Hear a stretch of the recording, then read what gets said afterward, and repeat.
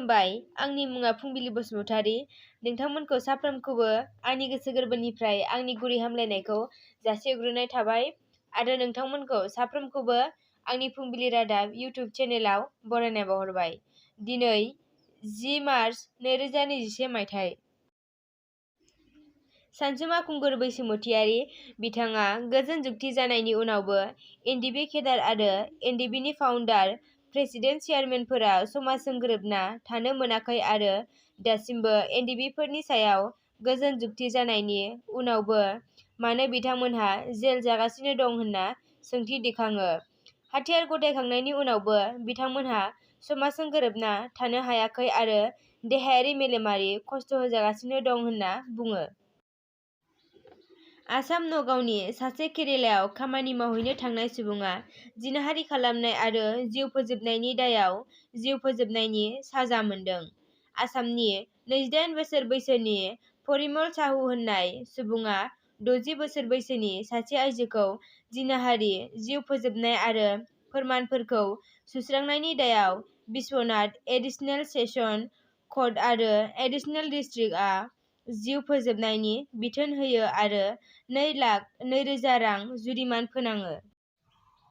West बेंगलनि राजधानी कलकातायाव मोनसे बिल्डिंआव अर खामनानै सा-7 सुबुङा जिउ गोमानाङो, जेराव फायार ब्रिगेडनि सा-4 सुबुङा जिउ गोमानाङो।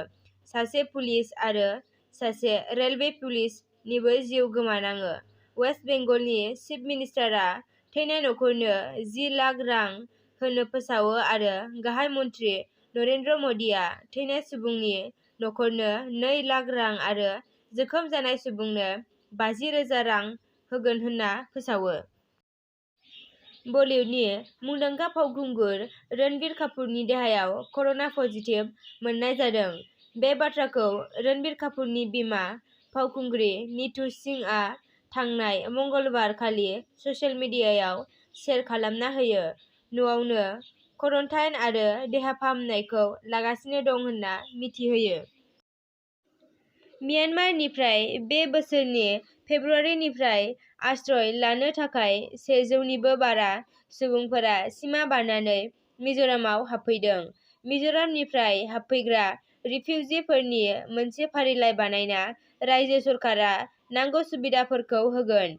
बिनि उनाव माब्रैहाय भारतआव दोनगोन मिरुनि बिथोन लाना थिरांथा लागोन।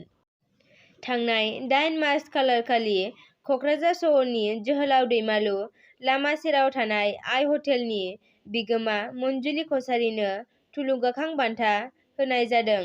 बिथाङा सिगां समाव फिसा फिसा फालांगि खालामना गोबां नाजानायनि उनाव क'क्राझाराव गंसे आइ मुंनि हटेल खुलियो। हटेला साखोन सिखोन जानायलाय क'क्राझाराव मुंदांखा जानो हायो। मंजुलि कछारीनि नाजाथाबनायखौ नुना प्राग निउज चेनेलआ थुलुंगाखां बान्था होयो। दिनैनि रादाबा एसेनोसै। नोंथांमोना जुदि आंनि भिडिअखौ नायनानै मोजां मोनदोंब्ला लाइक, शेयार आरो चेनेलखौ साबस्क्राइब खालामनानै थुलुंगा होनो हागोन। गोजोन्थों।